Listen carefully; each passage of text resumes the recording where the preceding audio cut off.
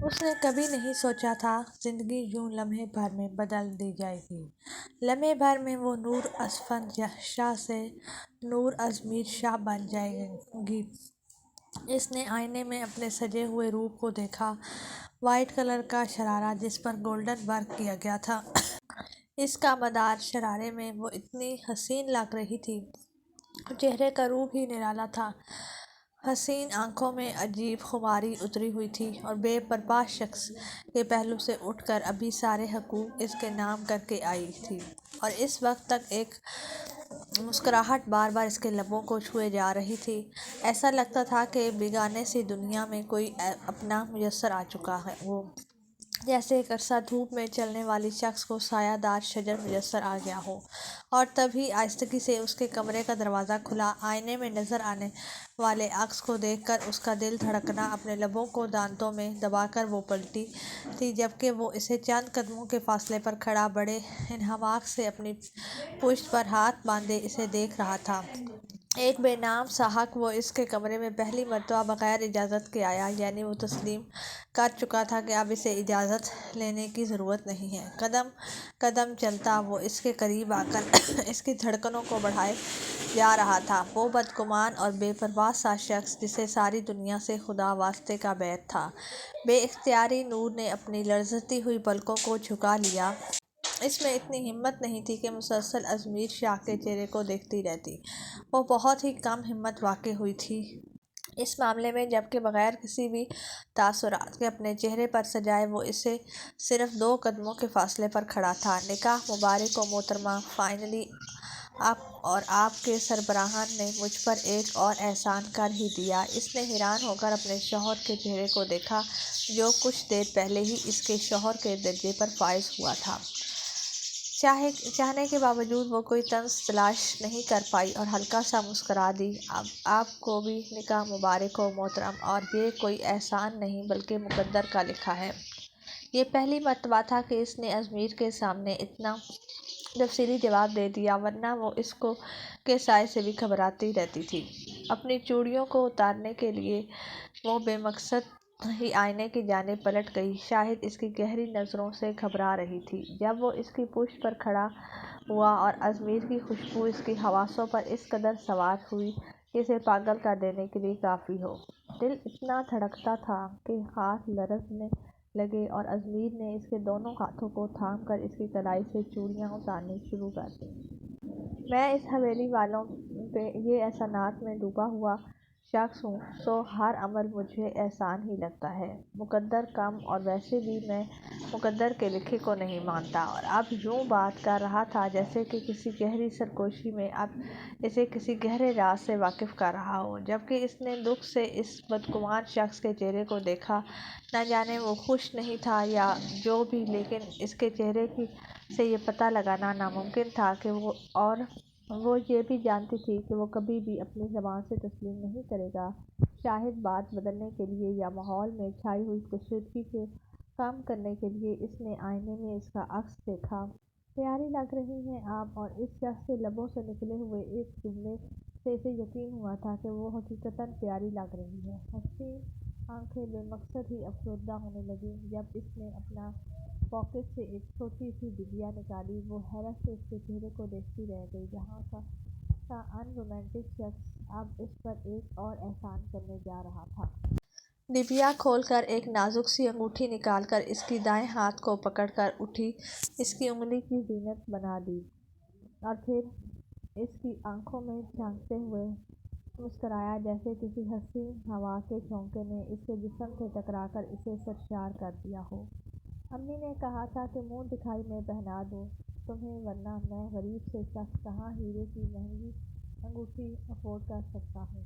یا اللہ! یہ شخص اور اس کی بدگمانیاں! اور بے مقصد ہاتھ چھڑا کر دور ہونے لگی۔ جب اسے پشت سے تھام کر اپنے قریب کرتے ہوئے وہ اس کے چہرے پر ہلکی سی پھونک مار کر اسے دیکھتا رہ گیا۔ اگر میرے ساتھ چلنا ہے تو ان شاندار جھاڑیوں سے گزر کر جانا پڑے گا۔ اور نور کی آنکھیں آنسوؤں سے لب لب بھرنے لگی تھیں۔ اس حویلی میں اس کے ساتھ کس طرح کا رویہ اختیار کیا جاتا، اس بات سے ازمیر شاہ واقف تھا۔ وہ بھلا کون نہیں واقف تھا اس بات سے اس کے باوجود آج اس کے اتنے خاص دن پر بھی جب خدا نے اسے ازمیر شاہ سے سونپ دیا، وہ شخص ابھی بھی ہے اور وہ باتیں کر رہا تھا جو باتیں صرف اس کا دل جلا رہی تھی۔ وہ اسے اپنے اتنا قریب کیے کھڑا تھا کہ دل کی دھڑکنیں ہیں اس کے سینے میں انتشار برپا کرنے لگی۔ اس سے پہلے کہ وہ کچھ کہتا، دھاڑ سے کمرے کا دروازہ کھلا اور ہانیہ اندر آ کر اندر کے منظر کو دیکھ کر جلن سے سرخ ہو گئی۔ حد ہوتی ہے بے شرمی کی، یہ تمہارا ذاتی کمرہ نہیں ہے جو یہاں آ کر تم اپنے سو کالڈ شوہر کے ساتھ تمہیں خود جاری کر چکی ہو۔ ویسے انسان کو اتنا بھی بھوکا نہیں ہونا چاہیے۔ اپنے سینے پر بازو باندھتے ہوئے وہ کہہ گئی تھی۔ وہ بے اختیار ہی خود کو دور کرتے ہوئے اسے ازمیر سے فاصلہ قائم کر لیا۔ ازمیر نے پلٹ کر ہانیہ کے چہرے کو دیکھا اور پھر ایک خاموش نظر سے اس کے وجود پر ڈال کر کمرے سے نکل گیا۔ ازمیر کے سامنے اپنی اتنی تجلیل پر وہ بے تحاشا سرخ ہوئی تھی۔ ایسی کوئی بات نہیں ہے، اس نے اپنی جانب سے بات بنانا چاہی تاکہ ہانیہ یہ سب کچھ جدی جان کے ذہن میں نہ ادھیڑ دے۔ اور پھر اس پر جو ستم جاری ہوتے، وہ یہ سب برداشت کرنے کے موڈ میں نہیں تھی۔ ہانیہ نے آگے بڑھ کر سختی سے اس کے بازو کو دبوچ لیا۔ تم جانتی ہو، تم اتنا انتہا درجے کی منحوس عورت ہو جس کی منحوسیت پوری حویلی پر چھائی ہوئی ہے۔ امی ٹھیک کہتی ہیں، اب دیکھنا تمہارا یہ سو کالڈ شوہر جو تمہیں اپنا چکا ہے، تمہارا اسی نحوست کا شکار ہو کر مر جائے گا۔ اس نے دونوں ہاتھ ہانیہ کے سینے پر رکھ کر اسے خود سے دور دھکیل دیا تھا۔ خبردار اپنی زبان سے ایسے الفاظ بھی مت نکالنا ہانیہ۔ اس کا دل جس قدر لرز رہا تھا صرف وہ جانتی تھی، اور ہانیہ کے چہرے کو دبوچ کر اسے وار کرتے ہوئے کمرے سے باہر نکل گئی۔ اپنے دھڑکتے ہوئے دل کو سنبھال کر وہ وہیں کرسی پر ٹک گئی۔ یا اللہ، وہ اور اس کی منحوسیت کا اب اس کا پیچھا چھوڑے کہ یہ سیاہ سائے جو بچپن سے ہی اس کے ارد گرد منڈلا رہے تھے، اب اسے حقیقت میں خوفزدہ کرنے لگے تھے۔ وہ بے تحاشا رو رہی تھی۔ بچپن سے ہی اس کی ماں باپ کا انتقال ہو گیا۔ وہ چچی کی سربراہی میں آ گئی۔ اس کے چچا وقار احمد کی اور اس کے گھر میں چلتی تو تھی، لیکن وہ اس قابل نہیں تھے کہ اپنی بھتیجی کے حق میں آواز اٹھا لیتے، اور ویسے بھی اس میں ایسی کوئی بھی امید لگانا ہی بیکار تھا، اور چچی نے تو باقاعدہ اس کا نام منحوسیت کے نام سے دائر کر رکھا تھا۔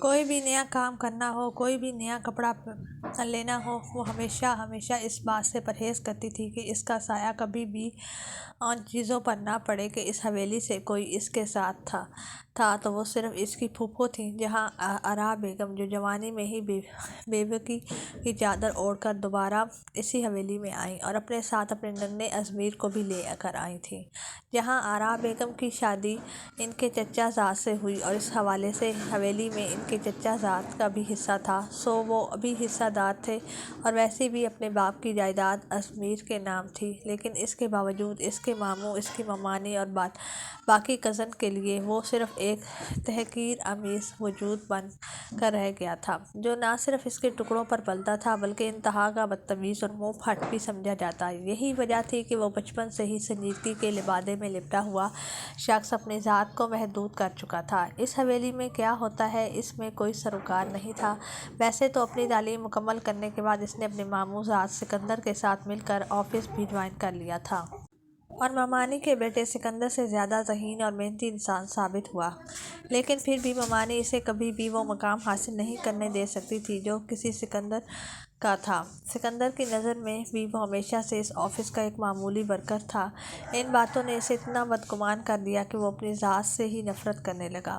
وہ تو ان سارے رشتوں سے جان چھڑوا لینا چاہتا تھا، اپنی ماں کو لے کر ایک الگ گھر میں ایک نئی زندگی کا آغاز کرنا چاہتا تھا، لیکن اس کی ماں نے اپنی محبت کا واسطہ دے کر اس کے پیروں میں زنجیریں ڈال دیں اور اپنی بھتیجی جو کہ اس حویلی کی بیٹی تھی، اس کے ساتھ اس کا نکاح کر کے حویلی کے ساتھ اس کا رشتہ جوڑ دیا۔ اس بے زر سی معصوم لڑکی کے ساتھ جوڑ کر بھی وہ اپنے اندر کی سنجیدگی اور سختی کو کم نہیں کر پایا۔ نہ جانے کیوں وہ ہر شخص سے بدگمان ہونے والا شخص ہے، اس لڑکی کی محبتوں کا واحد مرکز ہو کر بھی اس کے قریب نہیں ہو پایا۔ صرف دو دنوں کے بعد اس کی رخصتی تھی، اس کے بعد شاید وہ ازمیر کے ساتھ ایک نئی زندگی کی شروعات کرنے کرتی، لیکن وہی چچی کی بات کے منحوسیت اور سیاہ سائے اس کے ارد گرد منڈلاتے ہوئے ازمیر شاہ تک بھی پہنچ چکے تھے۔ یہ حقیقت تھی کہ وہ اس افسانوی بات کو اتنا اس کے سر چڑھا کر اسے مایوس کر دیا گیا تھا کہ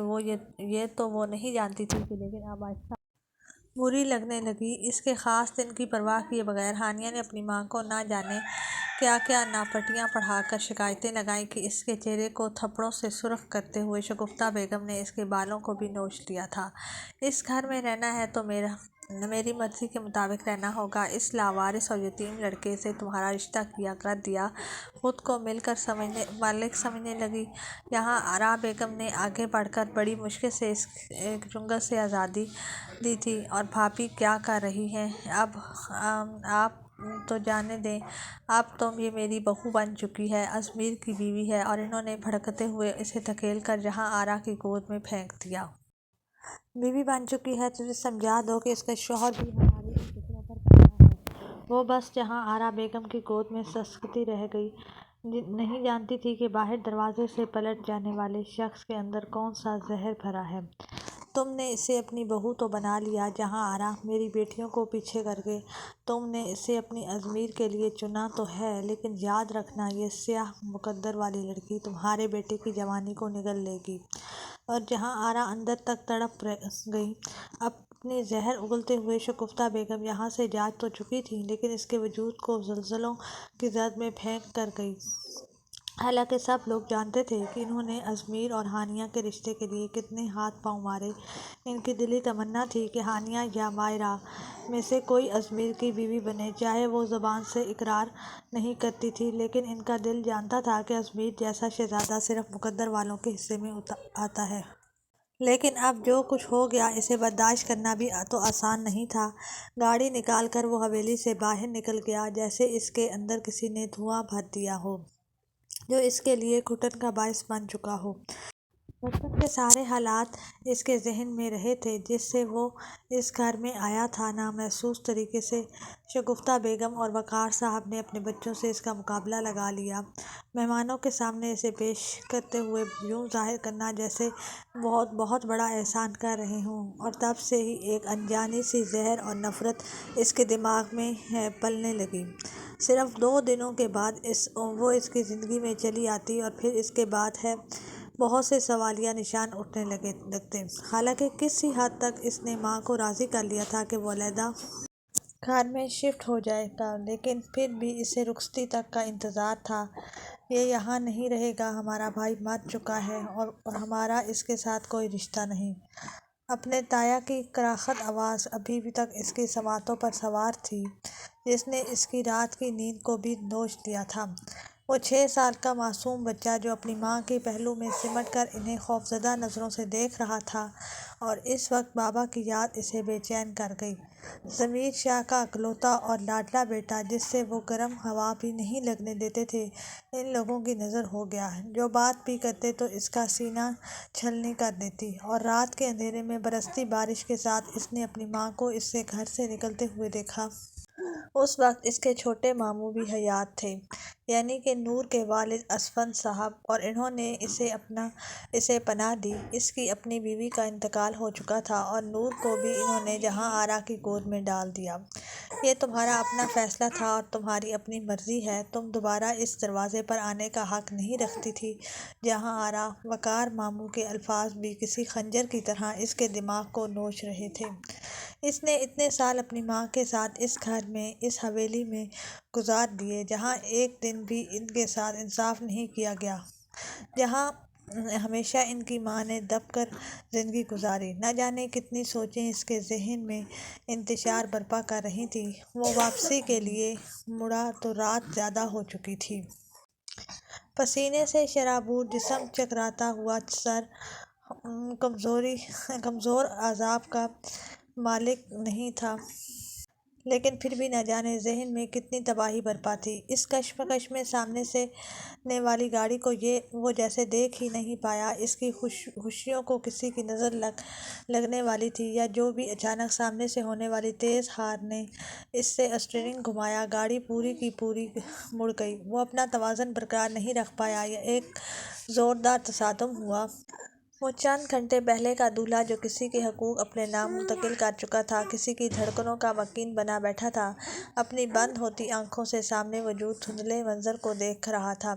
بے ساختہ ہی اس کے لبوں نے التجا کی تھی، یا اللہ، اسے ابھی زندگی چاہیے، اس کی ماں کا کوئی سہارا نہیں ہے۔ جہاں آرا بیگم کا شفیق چہرہ اس کی نظروں کے سامنے لہرایا، اس کی آنکھیں بند ہوتی جا رہی تھیں، اور بند ہوتی آنکھوں سے پہلے اس نے جو منظر دیکھا، وہ کونے میں کھڑی اسے دیکھتی ہوئی بے بس لڑکی تھی۔ وہ اسے یقین تھا کہ اس کا ابھی اس حویلی میں اس کے سوا کوئی نہیں ہے۔ اس کا دل شدت سے التجا کر رہا تھا، ابھی اسے کچھ اور جینا ہے، ابھی کسی کا ہاتھ تھام کر بہت حسین سپنوں کا آغاز کرنا ہے، ابھی تھوڑی مہلت درکار ہے۔ ازمیر کا ایکسیڈنٹ ہو گیا ہے، ہاسپٹل سے کال آئی ہے، ہمیں فوراً نکلنا ہوگا۔ وقار صاحب نے دروازے سے جھانکتے ہوئے جہاں آرا بیگم کو خبر دی تھی، اور وہ وہیں دھک سے رہ گئیں۔ منحوسیت تمہارے سیاہ سائے اجمیر کو نگل لے گی۔ نہ جانے کتنی باتوں نے اس کے ذہن پر حاوی ہو کر اسے ساکت کر دینے میں کسر نہیں چھوڑی تھی۔ یا اللہ، اپنے منہ پر ہاتھ رکھتے ہوئے اس نے سرگوشی کی اور سر مسلسل نفی میں ہلاتے ہوئے اپنے آنسوؤں کو ٹپکتے سے روک نہیں رہی تھی۔ شگفتہ بیگم نے طنزیہ نگاہوں سے اس کا چہرہ دیکھا۔ وقار جہاں آرا بیگم کو سہارا دے کر لے کر چلے گئے تھے، اور وہ وہیں بیٹھی رہ گئی۔ ٹھیک کہتی ہیں امی، تو پھوپھو کے بیٹے کو بھی نگل لو گی؟ ابھی کچھ دیر پہلے نکاح ہوا اور اب ازمیر کی ایکسیڈنٹ کی خبر آ گئی۔ خدا کا واسطہ ہے، دوسروں کی زندگیاں برباد کرنی چھوڑو دو۔ زہر اگلتی ہوئی ہانیہ اس کے وجود کو ہچکولوں کی زد میں چھوڑ کر کمرے سے چلی گئی تھی، اور بے ساختہ اپنی سر کو گھٹنوں پر رکھ کر اور بے تحاشا رو پڑی۔ وہ 2 دنوں کے بعد اس کی رخصتی تھی، اس کی بیوی کے درجے پر فائز ہو چکی تھی، اور وہ شخص کسی مصیبت میں تھا۔ بھلا دل کا ایسے مضطرب نہ ہوتا؟ اللہ جی پلیز نہیں! بے بس لبوں کی خاموش التجا، بے اختیار ٹوٹنے والے آنسو، نہ جانے وہ کتنی دیر چپ چاپ روتی رہی، اور اس کی التجائیں اپنے عروج پر تھیں، اس کی سرگوشیاں صرف اپنے پروردگار سے تھیں۔ اس نے بس ازمیر کی زندگی چاہی تھی، اس کی خوشیاں۔ وہ چاہتی تھی کہ وہ ان سب کی زندگی سے دور چلی جائے، لیکن خوشیاں ان سب کی آغوش میں سمٹ جائیں۔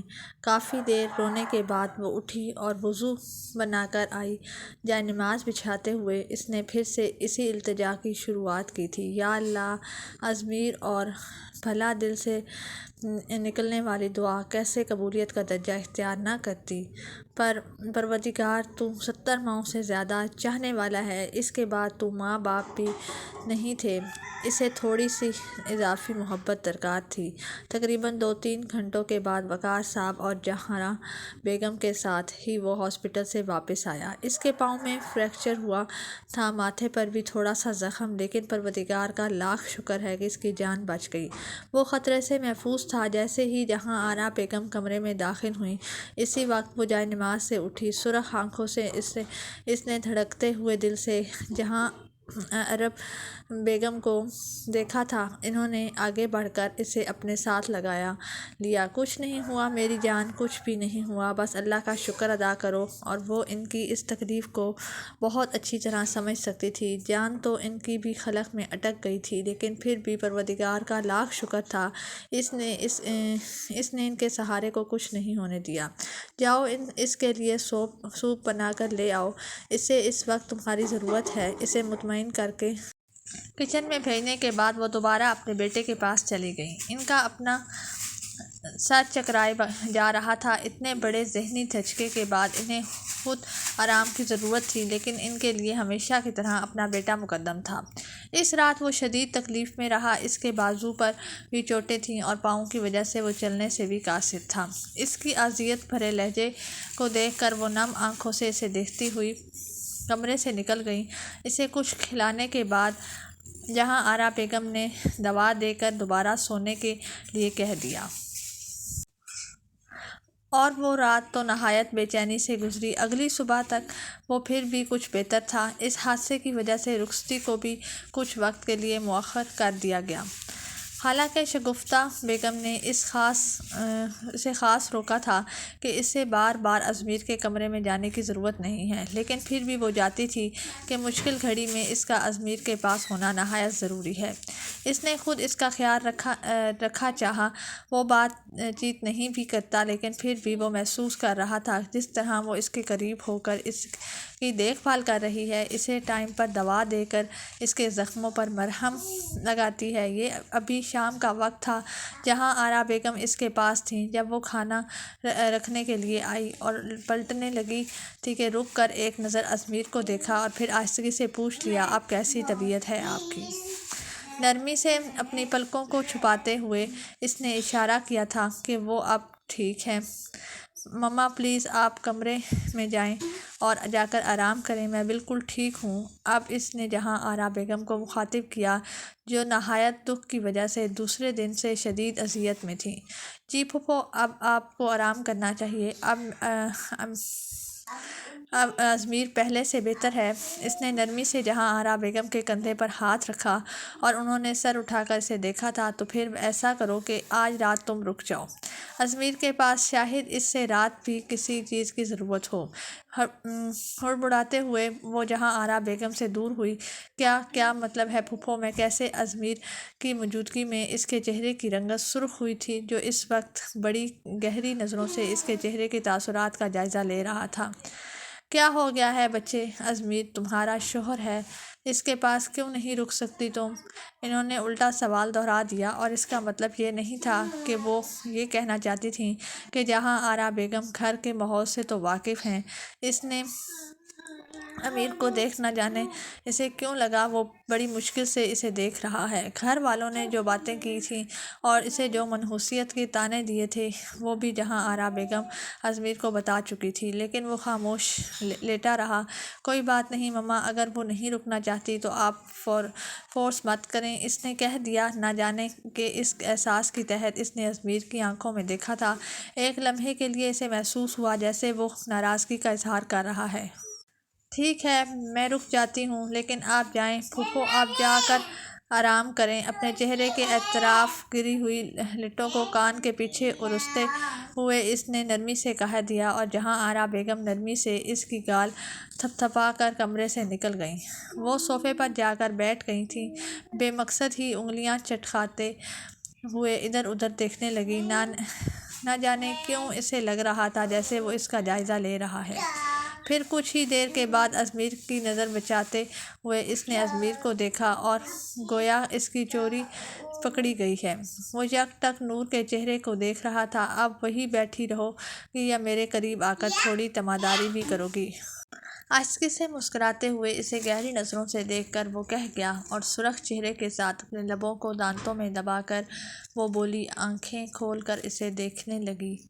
کیا مطلب ہے؟ آپ دوا لے چکے ہیں، اب سو جائیں۔ نہیں، میں نہیں سو رہا، ذرا میرے قریب آؤ، میری شرٹ کے بٹن کھولو۔ اور اس شخص کی بے باکی پر وہ سرخ ہوتے ہوئے اٹھ کھڑی ہوئی۔ ازمیر، آپ کتنے بدتمیز ہیں! اور بامشکل اٹھتے ہوئے اس نے بیک گراؤنڈ سے ٹیک لگا لی۔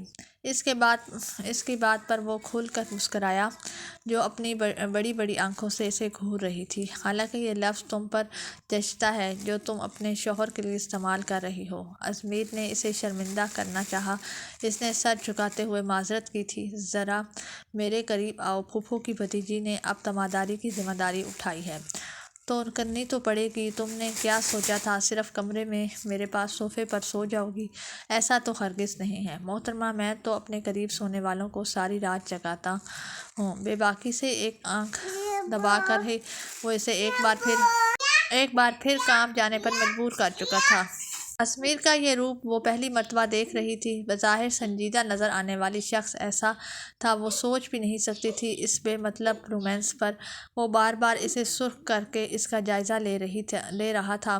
مجبور ہو کر اپنے کانپتے ہوئے قدم اٹھاتے ہوئے اس کے قریب چلی آئی اور بستر سے 2 قدم کے فاصلے پر کھڑی اسے سوالیہ نظروں سے دیکھتی رہی۔ اور قریب آؤ، اتنا قریب کہ تمہارے ہاتھ میری شرٹ کو چھونے لگیں۔ چہرے پر سنجیدگی سجاتے ہوئے ذومانی باتیں کر رہا تھا، اور اس لڑکی سے بعید نہیں تھا کہ وہ رونا شروع کر دے۔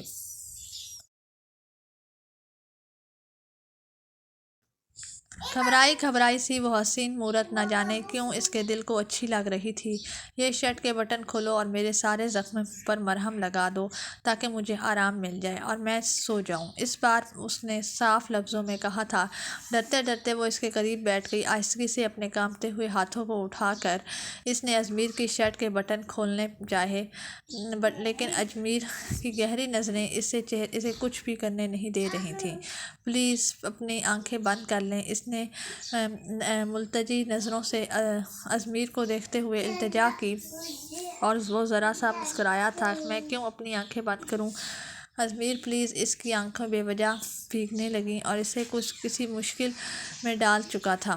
इस मुश्किल की तो वो काबिल ही नहीं थी। इसे रियायत बख्शने के लिए अजमीर ने अपनी आंखों को बंद कर लिया और वो अब नरमी से इसकी शर्ट के बटन उतार रही थी। जब हानिया और मारिया दोनों बैक वक्त ही कमरे में दाखिल हुईं, हानिया के हाथ में रहे थी जिसमें शायद इसने गर्म दूध रखा हुआ था। जब से वो घर पर था दोनों लड़कियों का इसके इर्द गिर्द मंडलाना जारी था। इन दोनों को इस तरह देखकर वो वहीं खड़ी रह गई। अजमीर ने अपनी आंखें को खोला और चेहरा मोड़कर इनकी जानिब देखा था। इसकी बीवी तो यूं इन्हें देख रही थी जैसे कि इसके अंदर से किसी ने रूह खींच ली हो, बस खोखले जिस्म को लेकर किसी ने मुंजमद कर दिया हो। तुम यहाँ क्या कर रही हो और ये सब क्या हो रहा है? हानिया ने तेज़ नज़रों से इसे देखकर कहा और मारिया तो मुंह पर हाथ रख के खड़ी थी। इसे जितना बड़ा सदमा लगा वो बयान करना ही नामुमकिन था। अपने कांपते हुए लबों के साथ वो कितनी ही देर सवाल का जवाब ढूंढती रही। जब अजमीर ने कड़ी नज़रों से इन दोनों को देखा था, हालांकि ये सवाल इसे करना चाहिए था कि इसके शौहर के कमरे में बग़ैर इजाज़त के तुम दोनों क्या कर रही हो? मियाँ बीवी की कोई प्राइवेसी होती है? वो यूं बात कर रहा था जैसे इनके दरमियान बड़े ज़ोर शोर से रोमांस जारी हो। इन दो लड़कियों ने आखिर खलल डाल दिया हो। इसकी बदमज़ा से तसुरात देखकर नूर की तो जान खलक में अटक गई। नहीं नहीं, ऐसा कुछ नहीं है, मैं बस दवा। और इसने शख्स ने अपने हाथ उठाकर नूर के हाथ को पकड़ लिया था। सच कह रही है मेरी मिसेज़, इनका छूना भी मेरे लिए दवा की तरह है। Well you please go. इस प्राइवेसी, या अल्लाह, क्या शख्स था और इसे लगा कि इसके कानों से धुआं निकल रहा है। इस बेबाक शख्स की शरारतें अपने अरूज पर थीं। ये वो संजीदा शख्स था जो किसी से बात करने से भी पहले 1000 मरतबा सोचता, और इस बार तो इसकी ज़बान यूं फड़ चल रही थी कि जैसे सारे जहां से बदले लेने का इरादा रखता हो। दोनों लड़कियों का चेहरा धुआं हो गया। तुम्हें तो मम्मा देख लेंगी। हानिया दांत पीसते हुए इसे धमकी देने से बाज नहीं आई। लेकिन प्लीज़ मम्मा से कहना कि सुबह ही देखें, क्योंकि अब हम एक दूसरे के थोड़ा क्लोज हैं तो अच्छा नहीं लगेगा उन्हें। और अजमीर की बात सुनकर पैर पटकते हुए वो दोनों इन्हें देखकर कमरे से निकल गईं। और अब वो अच्छी तरह जानता था कि वो कमरे से निकल गई हैं, लेकिन दरवाजे के इस बार पार लगी खिड़की खड़ी हुई होंगी। उन्हें कहाँ इतनी जल्दी यकीन आने वाला था कि इस सारे ड्रामे का अजमीर अब। और इसने भड़कते हुए अपने ड्रामेबाज शोहर को देखा जिसने क्या अदाकारी की थी कि वो अब भी हैरान रह गई। जी जान अजमीर, अब कोई नहीं आएगा, अब कंटिन्यू करो। बहुत अच्छा लग रहा था यार। इसके लहजे में इस कदर खुमार था कि वो सुर्ख होते होते इसे थोड़ा सा दूर हो गई। उंगली उठाकर वो ना जाने इसे क्या कहने लगी थी कि जब उसने दोबारा इसकी बोलती बंद कर दी। पूरी शर्ट अपने हाथ से उतारो, कम से कम ये हसीन रात मुझे भूल ही नहीं चाहिए। तुम्हारा लमस बहुत सुकून देता है मुझे, लेकिन पहले लाइट ऑफ कर दो। जहरीली नज़रों से एक दूसरे को देखते हुए वो दांत पीस कर अपने अपने कमरे में चली गईं। आई थिंक सबसे पहले वो अपनी माँ को पहले यही खबर देने वाली थी, बल्कि ये खबर तो अब वो हवेली के कोने कोने में फैला देने वाली थी कि इस बेबाक और बेशरम लड़की ने रुखसती से पहले ही अजमीर को अपना आप सौंप दिया। वो भला ये कैसे बर्दाश्त कर सकती थी? देखा तुमने अजमीर को कि बेताबी, भला ये सब मेरे होते हुए इसे कैसे मिल सकता है? हानिया तो भड़कते हुए अपने बालों को नोच कर कमरे में इधर उधर टहल रही थी, जबकि मारिया ने अपना मोबाइल उठा लिया। आजकल इसने बाहर तल्लुकात बना लिए थे और इन्होंने बात करके अब वो अजमीर के गम को भुलाना चाहती थी। सुबह मम्मा से बात करेंगे, फिर देखेंगे कैसे ये हिस्म से छपकती है।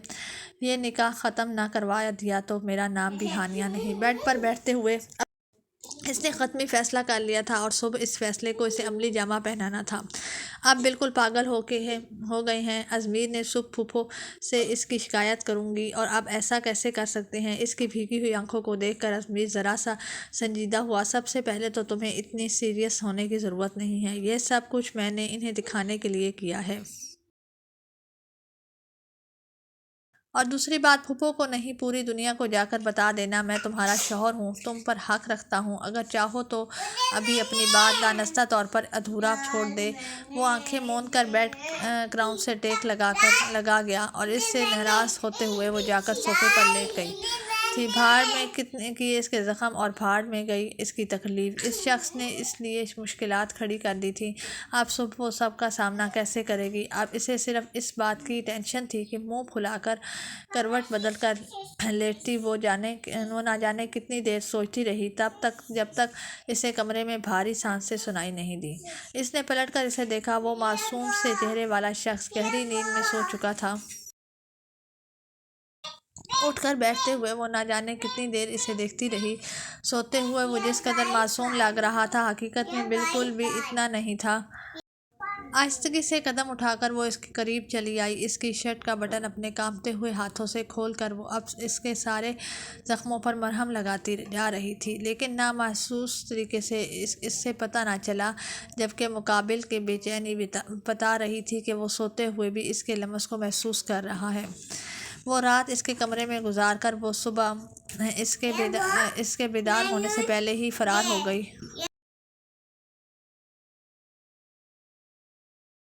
لیکن وہی ہوا جس کا اسے ڈر تھا۔ صبح ناشتے کی ٹیبل پر ہی شگفتہ بیگم نے ہنگامہ کھڑا کر دیا، جہاں آرا آپا، آپ اچھی طرح جانتی ہیں کہ گھر میری دوسری بچیاں بھی رہتی ہیں، ویسے آپ سے مجھے اس بے شرمی کی امید نہیں تھی۔ ان کے دونوں بیٹوں نے جو آگ ان کے ذہن میں لگائی تھی، وہ آگ اب وہ اسے پوری حویلی میں لگانا چاہتی تھی۔ وہ بھلا کیسے برداشت کر سکتی تھی کہ اس کے ہوتے ہوئے نور کو اس کا حق مل جائے، یا وہ سب کچھ پا لے جس کی وہ حقدار ہے؟ ہرگز نہیں، سو نہیں۔ انہوں نے وقار صاحب کے سامنے اچھا خاصا ہنگامہ کھڑا کر دیا۔ میری طبیعت ٹھیک نہیں تھی۔ وہ نور اور ازمیر کے پاس رک گئی۔ اب جانتی ہیں کہ ازمیر کے زخم ابھی بھی مکمل طور پر ٹھیک نہیں ہوئے، ابھی تو وہ ٹھیک طرح سے چل بھی نہیں سکتا۔ کانپتے ہوئے ہاتھوں سے سر جھکائے وہ بظاہر تو ناشتہ کر رہی تھی، لیکن خدا جانتا تھا کہ ایک لقمہ بھی اس کے حلق سے نہیں اتر رہا۔ میری بچیوں نے سب کچھ اپنی آنکھوں سے دیکھا ہے۔ وقار صاحب، ہانیہ اور عماریہ دونوں جب اس پھپھو زاد سمجھتے ہوئے دوا دینے کے لیے گئیں، اور وہ دونوں کمرے میں بے باک حرکتیں کر رہے تھے۔ یا اللہ، یہ دن دیکھنے کی ضرورت تھی۔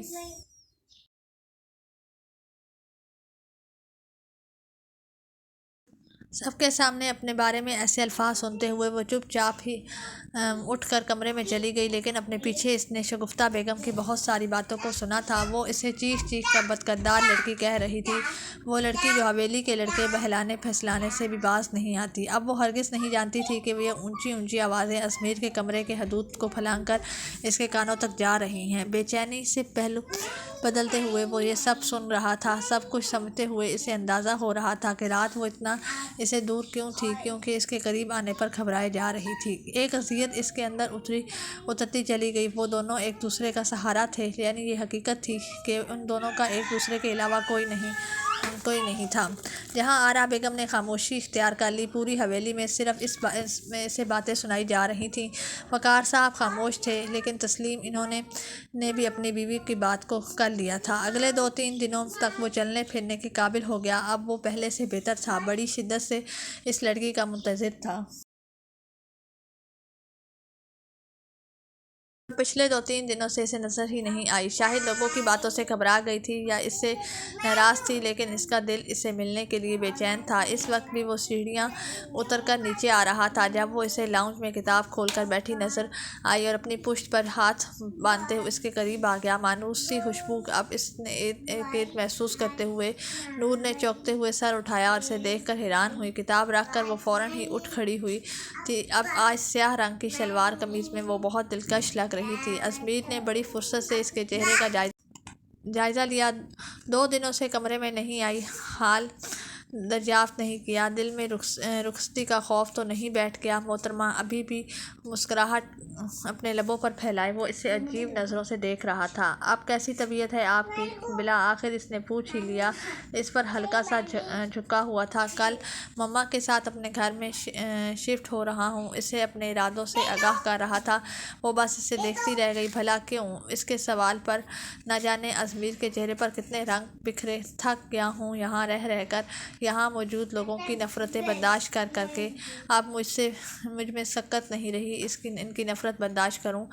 سو اب میں ماما کو لے کر اپنے گھر جاؤں گا، اپنی دنیا میں جہاں صرف سکون ہوگا، نہ کسی کا احسان، نہ کوئی احسان فراموش۔ پچھلے 2-3 مہینوں سے وہ مسلسل یہی کہہ رہا تھا کہ اپنے باپ کا حصہ تو اس نے اپنے تایا کے خلق سے نکال دیا تھا، اور اب سب سے پہلے اپنے گھر کی فکر تھی۔ اسے نکاح کے فوراً بعد اس کا ارادہ تھا کہ جہاں آرا بیگم کے ساتھ وہ اپنے گھر میں شفٹ ہو جائے گا، لیکن پھر یہ سب کچھ رخصتی تک ملتوی کر دیا گیا۔ وہ چاہتی تھی کہ وہ اس سے پوچھے کہ وہ کہاں جائے گا۔ اس کی آنکھوں میں نہ جانے کتنے سوال ابھرتے رہے، لیکن سر چکا کر اس نے وہاں سے ہٹ جانا بہتر سمجھا۔ مبادا اس کی آنکھوں میں ٹپکنے والے آنسو نہ دیکھ لے۔ یہاں رہنے والا اگر اس کا ایک رشتہ بھی اسے لوگوں میں چھوڑ کر دور چلا گیا تو وہ کہاں جائے گی؟ بے وجہ ہی دل میں اداس ہونے لگا تھا۔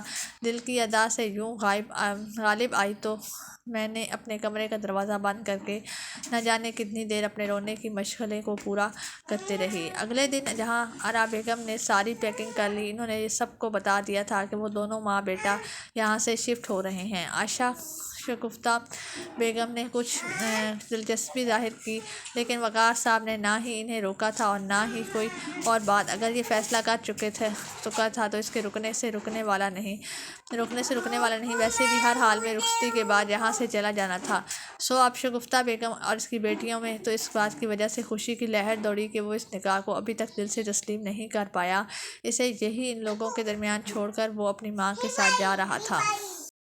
سو اب اس نکاح کو ختم کرنا اس کے لیے کوئی مشکل امر نہیں تھا، بلکہ نہایت آسان۔ وہ دونوں کو آسانی سے ایک دوسرے سے بدگمان کر کے اس نکاح کو توڑ سکتی تھی۔ اس پورا دن وہ اپنے کمرے سے باہر نہیں نکلی۔ اس میں اتنی ہمت نہیں تھی کہ اپنی پھوپھو کو جاتے ہوئے دیکھ لیتی۔ یہاں وہ انہیں کے سہارے موجود تھی، اور وہ ازمیر جس کے بارے میں اس نے سوچا تھا کہ وہ اس رشتے کے بننے کے بعد وہ اس کے قریب آ گیا ہے۔ ان دونوں کے درمیان ایک احساس بھرا رشتہ قائم ہے۔ وہ دونوں ایک دوسرے کے ساتھ قدم سے قدم جوڑ کر چلیں گے۔ اس کا ہمدرد، اس کا نگہبان۔ لیکن شاہد ہانیہ ٹھیک کہتی تھی کہ رشتہ مجبوری میں بنایا گیا ہے، اور وہ ہمیشہ ہی اس کے رشتے سے بھاگتا رہے گا۔ شام کے بعد سارے سامان کو شفٹ کر کے وہ اپنی ماں کو لینے کے لیے اپنا بیگ سنبھال کر وہ باہر آئی۔ اس نے ملنے کے لیے اپنا دوپٹہ سر پر سجائے وہ بھی سیڑھیاں اتر کر نیچے چلی آئیں۔ دل عجیب سی گھٹن کا شکار تھا۔ اس کا پورا وجود بے چین تھا۔ اندر کہیں دور کسی کونے میں بے چینی بھی اس پر غالب تھی، اور وہ اس کی نظروں سے دور جا رہا تھا۔ جس کا نام لے کر دل نے دھڑکنا سیکھ لیا تھا، وہ جس کے خوابوں کو سجا کر آنکھوں نے سونا سیکھ لیا تھا، جس کا نام لے کر لب مسکرانا سیکھتے تھے، لاؤنج میں یہ سب موجود تھے۔ سگریٹ سلگا کر بیٹھا ہوا سلیمان کسی کی پرواہ کرنے والا نہیں تھا۔ وہ تو مطمئن بیٹھا تھا، اور اچھا ہوا کہ اس کے راستے کا کانٹا نکل گیا۔ اب وہ کھلے دل سے اپنے باپ کے پیسوں پر عیاشی کرتا، اور کوئی پوچھنے والا بھی نہیں تھا۔ اور وہ سیڑھیوں کے پاس کونے میں کھڑی اپنی سوگوار آنکھوں سے انہیں جاتا ہوا دیکھ رہی تھی، اسے امید کے ساتھ کہ ایک روز اسے بھی یہاں سے آزادی مل جائے گی۔ سب سے ملاقات کرتے ہوئے وہ اس کے وجود کو اگنور کیے ہوئے تھا۔ جو وجود اس کی دسترس میں ہو کر بھی میلوں فاصلوں پر تھا۔ سب سے ملنے کے بعد وہ وقار صاحب کے سامنے آیا۔ ماموں، جو کچھ آپ کو سب نے ہمارے لیے کیا، میں اس کے لیے احسان مند رہوں گا۔ میں اس گھر سے کچھ بھی نہیں لے کر جا رہا سوائے اپنی ماں کے، اور وہ سب کچھ جو میری محنت سے بنایا گیا ہے، اور وہ سب بھی جس نے آپ نے مجھے نوازا۔ اپنی پشت پر ہاتھ باندھ کر وقار صاحب نے اسے دیکھتے رہے، اور پھر ہاتھ بڑھا کر اس کے کندھے پر تھپکی دی تھی۔ جیتے رہو، اپنی ماں کا خیال رکھنا۔ وہ مسکراتے ہوئے پلٹا۔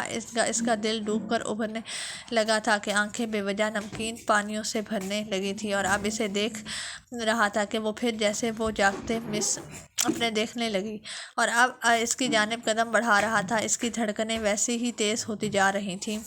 یوں لگا جیسے دل کانوں میں آ کر دھڑکنے لگا ہو۔ کانپتے ہوئے وجود کو سمٹ کر وہ قدم دور ہوئی، جبکہ وہ مسلسل اس کے قریب آ رہا تھا۔ پھر ہاتھ بڑھا کر اس کے ہاتھ تھام لیا۔ کسی بت کی طرح وہ اس کے ہاتھ کھینچتی جا رہی تھی، جیسے اس میں جان باقی نہ رہی ہو، جیسے اس میں کچھ بھی کرنے کی سکت باقی نہ رہی ہو۔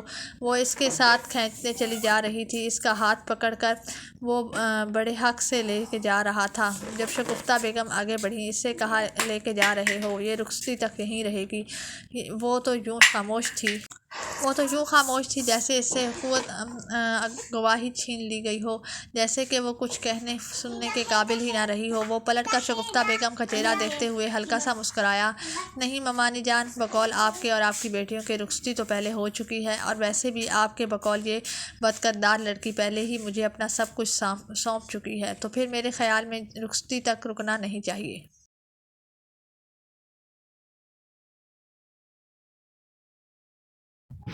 تو میں اس گھر میں اپنی امانت یعنی کہ اپنی بیوی کو اپنے ساتھ لے کر جا رہا ہوں، اور سب سے پہلے ہانیہ بھڑکتے ہوئے آگے بڑھی تھی، تو میں ایسا کیسا کر سکتے ہو بابا، ایسے تو آپ کی عزت خاک میں مل جائے گی۔ اور وقار صاحب خاموش کھڑے رہے۔ اسے تھام کر وہ اس کی جانب آیا تھا۔ یہاں آرا بیگم بس وقت سے اپنے بیٹے کو دیکھتی جا رہی تھی۔ آپ نے ہمیشہ خاموشی اختیار کی ہے ماموں، لیکن آج خاموش آپ کا حق نہیں بنتا۔ آپ کا بھائی آپ کے پاس ایک امانت چھوڑ کر گیا تھا، جس کی حفاظت آپ ٹھیک طرح سے نہیں کر پائے۔ وہ سر جھکا کر بس روئے جا رہی تھی۔ اب آپ وہ امانت مجھے سونپ چکے ہیں، تو اسے مکمل طور پر میرے حوالے کریں، تاکہ میں کسی بھی طرح سے کسی گمان میں نہ رہوں۔ میں اپنی بیوی کو اپنے ساتھ لے کر جاؤں گا۔ اس نے جس حق سے اسے بیوی کہا تھا، وہ بس نہ آنکھوں سے اسے حسین چہرے والے شخص کو دیکھتی رہ گئی، جس کا باطن اس کے چہرے سے زیادہ حسین تھا۔ وہ تو ہمیشہ سے یہ سمجھتی آئی تھی کہ اس کے سامنے یہ رشتہ کوئی حیثیت نہیں رکھتا، لیکن آج وہ ظاہر کر رہا تھا کہ وہ اپنے رشتوں کے لیے کس قدر پوزیسو ہے۔ یہ یہاں سے کچھ نہیں لے کر جائے گی، اس کا سب کچھ مجھ سے منسلک ہے، سو میں اس گھر سے صرف اسے لے کر جا رہا ہوں۔ اس نے بس وقار احمد سے اجازت طلب کی، کسی اور کے جلنے کی، کسی اور کے تڑپنے کی پرواہ کیے بغیر وہ اسے اپنے ساتھ لے کر آیا تھا، اپنی دنیا میں، جو دنیا اس نے صرف اپنوں کے لیے بنائی تھی،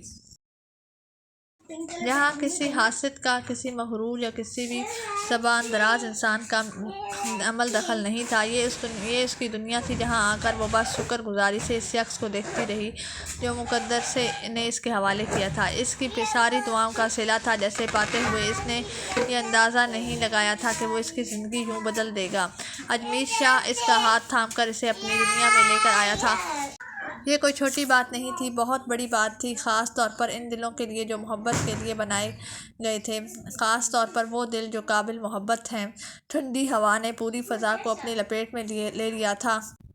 یہی ٹھنڈی ہوا اس کے حسین بالوں کے ساتھ چھیڑخانی کرتے ہوئے انہیں بار بار اس کے چہرے پر گرا رہی تھی۔ چائے کے کپ کے ساتھ وہ یہ وقت خود کے ساتھ بتانے کے لیے آئی تھی۔ یہاں آنے کے بعد اسمیر نے اسے زیادہ ٹائم نہیں دے پایا، اور وہ بھی پھوپھو کے ساتھ مکمل طور پر سیٹنگ میں مشغول تھی، لیکن اب جب سب کچھ مکمل ہو چکا تھا تو وہ خود کے ساتھ وقت گزارنے کے لیے اس نے وقت نکال ہی لیا۔ سب کچھ ختم ہو گیا تھا، سارے احساسات خود بخود اسے حسین بنانے کی تیاریوں میں تھے۔ یہاں وہ پورے ٹھاٹھ سے رہا کرتی، یہ اس کا گھر تھا، اس کے شوہر کا گھر جو اس کا محافظ تھا، اس کا نگہبان۔ اچانک وہ اس کے پہلو میں آ کر کھڑا ہوا۔ اس کی خوشبو پہلے ہی اسے آگاہ کر چکی تھی کہ وہ اس کے قریب آ رہا ہے۔ یہاں وقت گزارنے سے بہتر تھا کہ تھوڑا سا وقت اپنے شوہر نامدار کے ساتھ گزار لے۔ اب آپ اس کے ہاتھ سے چائے کا کپ لیتے ہوئے اپنے لبوں سے لگا چکا تھا۔ وہ پہلے حیران ہو کر اسے دیکھتی رہی، اور پھر آہستگی سے مسکرا دی۔ آپ مصروف تھے تو میں نے آپ کو ڈسٹرب کرنا مناسب نہیں سمجھا۔ ہمیشہ کی طرح ملائم لہجہ، وہی لہجہ جس سے بات کرتے ہوئے وہ مقابل کو اپنے دل میں اترتی ہوئی محسوس ہوئی۔ حالانکہ میں نے سنا ہے کہ بیویاں بہت ڈسٹرب کرتی ہیں، بہت مغز ماری کرنے کے لیے میں تو تیار تھا، لیکن اچھا ہے تمہیں اتنی بات چیت کا شوق نہیں ہے۔ نہ جانے کیوں بات کرتے ہوئے اس کی انگلیوں میں عجیب سی ہلچل ہو رہی تھی، وہ بے تاب ہو رہی تھی اس کے حسین بالوں کو چھونے کے لیے جو بار بار اسے ڈسٹرب کر رہے تھے۔ اب ایسا بھی نہیں ہے شاہ صاحب، آپ کے بارے میں بہت کچھ جاننے کا اشتیاق ہے، بہت کچھ سنبھال کر رکھا ہے جو کسی روز فرصت ملی تو جانوں گی۔ اور ازمیر نے بڑی ہمت سے اسے کمرے سے تھام کر آہستگی سے اپنے قریب کرتے ہوئے اس کے بالوں کو سنوار دیا تھا۔ دل میں اس قدر شدت سے دھڑکا گویا ایک دوسرے کے سینے میں دھڑک رہے ہوں۔ وہ اس شخص کی بے باکیاں، ویسے ہی جلد بازی پر اتر آنے والا شخص ہمیشہ وہ کرتا تھا جس کی اسے توقع نہ ہو، لیکن اس کے لیے ایک حسین لباس پہن کر دلہن بن کر میرے کمرے میں آنا پڑے گا تاکہ مجھے معلوم ہو کہ اب میری مسز کے حقوق و فرائض سر انجام دے رہی ہیں۔ پھر میں اپنے بارے میں آپ کو بہت کچھ بتاؤں گا، بہت کچھ ایسا جسے جاننے کے بعد آپ کے چہرے سے سرخیاں نہیں ہٹیں گی۔ اور اس کے دہکتے ہوئے رخساروں کو دیکھ کر کہہ رہا تھا وہ پھڑپھڑاتے ہوئے اس نے دور ہونے لگی، لیکن ازمیر نے اسے مزید قریب کرتے ہوئے آہستگی سے اس کے لبوں پر گستاخی کی تھی۔ وہ حیران رہ کر اسے دیکھتی رہ گئی اور اگلے ہی لمحوں پلکوں کو جھکا کر فرار چاہی، لیکن وہ اسے گھماتے ہوئے اس کی پشت کو اپنے ساتھ لگا چکا تھا۔ اس حسین موسم کو دیکھو، یہ حسین ہوائیں ہماری محبت کا ثبوت لے کر آئی ہیں۔ آزادی سے پھڑپھڑاتے ہوئے ان کے حسین بالوں کو دیکھو جس میں چلنے والی میری بےتاب انگلیاں تو میرا حق کے ساتھ اس جہاں میں لے کے جائیں گی جس سے واپس لوٹنا ہی محال ہو۔ اب آہستہ آہستہ اس کے بازوؤں پر اپنی انگلی سے رقص کرتے ہوئے اپنے لفظوں سے اس کے دل میں اتر رہا تھا، اور نم آنکھوں کے ساتھ وہ مسکراتے ہوئے اسے دیکھتی رہ گئی۔ بتائیں پھر آپ کہاں تک ساتھ دینے کا ارادہ رکھتی ہیں ہمارا؟ اب اس کے سامنے اپنی ہتھیلی پھیلا چکا تھا۔ اس نے اپنا کانپتا ہوا ہاتھ اٹھا کر اس کی چوڑی ہتھیلی پر رکھ دیا تھا۔ دونوں اس وقت ایک دوسرے کی آنکھوں میں دیکھ رہے تھے جہاں صرف طوفان تھا، جذبات کا ٹھاٹھے مارتا ہوا سمندر، اور محبت کی لہریں معجزہ تھیں۔ جب تک یہ جھریوں زدہ ہاتھ بے جان ہو کر ان کے ہاتھوں سے نہ پھسل جائیں، جب تک کہ میری سانسیں میرا ساتھ نہ چھوڑ دیں، جب تک کہ یہ دل دھڑکنا نہ چھوڑ دے، اگر انسان واقعی مرنے کے بعد 7 منٹ تک زندہ رہتا ہے تو میرے وہ 7 منٹ بھی آپ کے نام ہوئے شاہ صاحب۔ اتنے حسین اقرار کے بعد اپنے دامن کو چھڑا کر وہ وہاں سے بھاگتی چلی گئی تھی، لیکن اس شخص کی یوں سرشار کر دیا تھا جیسے اس کائنات کی ہر چیز مل چکی ہو، جیسے اس کے ارد گرد رقص کرنے والی ہوائیں اسے مبارکباد کا نذرانہ پیش کر رہی ہوں۔ انہیں اپنے وجود کے ساتھ لپٹائے وہ مسکرا کر رہ گئی۔ اگر کسی کو محبتوں سے نوازا جائے تو بدلے میں وہ محبت میسر آتی ہے جس کا ہم صرف تصور کر سکتے ہیں۔ اگر مقدر کی لکھے ہوئے کو مان کر اپنے دل سے لگا لیا جائے تو کاتب تقدیر ہمارے مقدر میں وہ حسین راہیں لکھ دیتا ہے جس کی منزل بھی بے حد حسین ہوتی ہے۔ اس روز وہ اس کے پہلو میں آ کر سجی تو نہ جانے کتنی نظریں رشک زدہ رہ گئیں۔ اب شگفتہ بیگم بھی کچھ زیادہ ہی اس پر صدقے واری جا رہی تھی۔ ان سب لوگوں کا خود پر مہربان ہونا وہ سمجھ سکتی تھی۔ ان سب کی وجہ ازمیر تھا۔ وہ اپنے گھر کی ہو چکی تھی، اب اس کی محتاج نہیں رہی۔ اس لیے جب وہی لوگ چاپلوسیوں پر اتر آئے تھے جو کل اس کے سب سے بڑے دشمن تھے، ہانیہ تو اب بھی اسے زہریلی نظروں سے دیکھتے ہوئے پلٹ گئی، لیکن اب کسی کے ہونے نہ ہونے سے کوئی فرق نہیں پڑتا تھا۔ اس کے پہلو میں بیٹھا ہوا شخص اسے پا لینے کے بعد شکر گزار تھا رب کا، اور اپنی ہلکی پھلکی جسارتوں سے اسے بے تاب کیے ہوئے تھا۔ اس کے بستر پر بیٹھ کر اپنے عروسی لباس کو پھیلائے اور وہ اب دھڑکتے ہوئے دل کو سنبھالے بیٹھی آج دلہن بن کر اس پر جو روپ آیا تھا، وہ شخص تو اسے دیکھ کر پاگل ہو جانے والا تھا۔ کافی دیر سے وہ اس کا انتظار کر رہی تھی جس کی سلطنت میں وہ ملکہ کی حیثیت سے موجود تھی۔ جب کافی دیر کے بعد دروازہ کھلا تو اندر داخل ہوا تو اس نے بے ساختہ اپنی پلکوں کو جھکا لیا۔ دل آنے والے لمحات کا سوچ کر ہی بے تاب ہو رہا تھا۔ ہتھیلیاں پسینے سے بھیگی ہوئی تھیں۔ وہ قدم چلتا ہوا اس کے قریب آ رہا تھا، اسی طرح اس کے لیے سانسیں لینا دوبھر رہا تھا۔ اس کے حسین چہرے کو دیکھتے ہوئے ازمیر نے اس کے سامنے بیٹھ گیا اور اس کی نظریں ابھی بھی نور کے پرنور چہرے کا طواف کر رہی تھیں۔ آہستگی سے اپنے دونوں ہاتھوں کو بڑھا کر اس کے چہرے کو اپنے ہاتھوں کے پیالے میں تھام کر اس کے ماتھے پر اپنے سلگتے ہوئے لب رکھ کر اسے بے چین کر گیا۔ ایک متعبر احساس اس کے وجود میں سرایت کرتا چلا گیا۔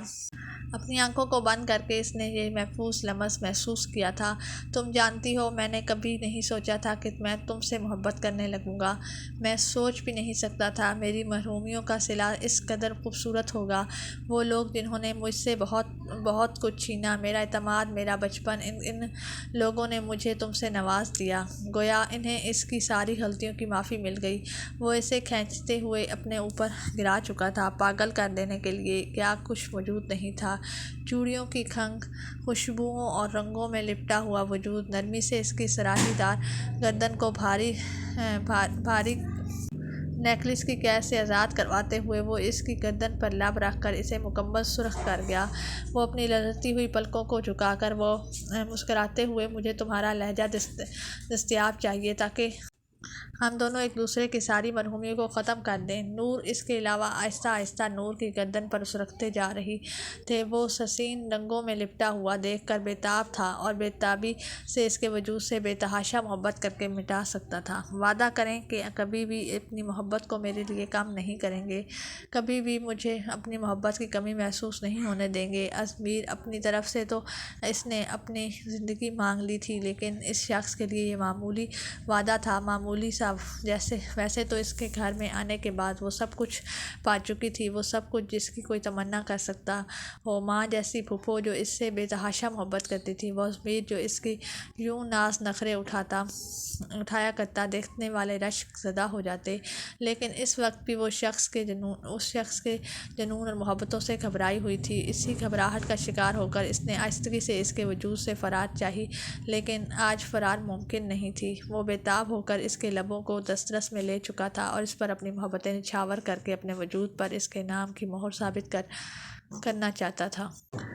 یہ ضمیر شاہ کا وعدہ ہے تم سے کہ چاہے ساری دنیا بدل جائے، لیکن میرے لیے جو مقام نور کا ہے وہ کسی اور کا نہیں ہوگا۔ اب اسے اپنے سامنے لٹائے اسے جھولی سے آزاد کر رہا تھا۔ وہ دھڑکتے ہوئے دل لمحہ لمحہ سرگوشیوں میں ڈوبتے ہوئے ایک دوسرے پر اپنی محبت نچھاور کر رہے تھے۔ اس کی نرم سرگوشیاں نور کو سمٹ جانے پر مجبور کر رہی تھیں۔ اس شیطان کی لو پر اپنے لبوں کو حرکت دے کر وہ اس کے وجود میں کپی دوڑا رہا تھا، اس کے حسین بالوں سے کھیل کر اس کی خوشبو سے سراب ہو رہا تھا، اس کے لبوں پہ جھک کر اپنی پیاس مٹا رہا تھا اور ان کے لمحات کو جیتے ہوئے اپنا آپ اس شخص کے سپرد کر چکی تھی جس نے اس کے حصے میں نہ جانے کتنی عنایتوں کو لکھ دیا۔ رات آہستہ آہستہ سرک رہی تھی، ان کی سرگوشیاں ایک دوسرے کے دلوں کو دھڑکا رہی تھی۔ کمرہ نیم اندھیرے میں ڈوبا ہوا تھا اور دو دل بےتاب ہو کر مضطرب حالت میں ایک دوسرے میں پیوست ہوتے جا رہے تھے۔ کھڑکی کے پار کھڑے پیان نے ان دونوں کو دیکھ کر بادلوں کی اوٹ میں پناہ لے لی، کیونکہ اسے یقین تھا کہ صبر کرنے والوں کو ایسا ہی اجر دیا جاتا ہے۔ اسے یقین تھا کہ جو ایک دوسرے کو مقدس سمجھ کر ایک دوسرے کا ہاتھ تھام لیتے ہیں، وہ آنے والے ہر رکاوٹ کو عبور کر کے منزل کو پا لیتے ہیں۔ جس کا تصور ہی حسین ہو، کبھی بھی کسی ایک رشتے سے بدگمان ہو کر کسی دوسرے رشتے سے منہ موڑنے کی کوشش نہ کرے۔ ہو سکتا ہے آپ کی زندگی کی ساری مرحومیاں، ساری خوشیاں اس ایک رشتے میں چھپی ہوں جس سے دور ہو کر آپ خود پر سارے دروازے بند کر دیں، کیونکہ پروردگار کے فیصلے نہایت عمدہ ہوتے ہیں۔ وہ آپ کے لیے وہی چنتا ہے جو بہترین ہوتا ہے، بس انسان ہی ہمیشہ سے جلد باز واقع ہوا ہے۔ امید ہے ہماری یہ سٹوری آپ کو پسند آئی ہوگی۔ اگر سٹوری آپ کو پسند آئے تو فیڈ بیک لازمی دیجیے اور ایسی مزید سٹوریز کے لیے چینل کو لائک سبسکرائب لازمی کریں۔ شکریہ۔